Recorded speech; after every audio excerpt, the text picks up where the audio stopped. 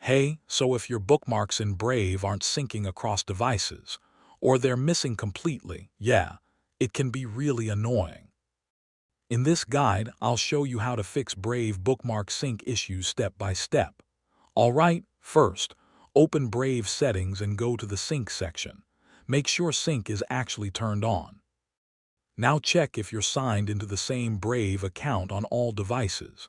If not, bookmarks won't match. Inside sync settings, make sure bookmarks is selected. Sometimes it gets accidentally turned off. Now try forcing a sync. This can refresh and pull the latest bookmark data from the cloud.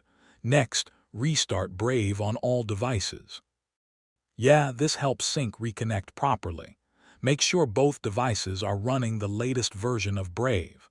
Old versions can break sync features. Sync needs a stable connection, so make sure both devices are properly connected to the internet.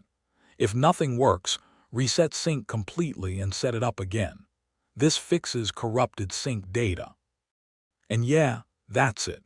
Once these steps are done, your Brave bookmarks should sync properly across all devices again.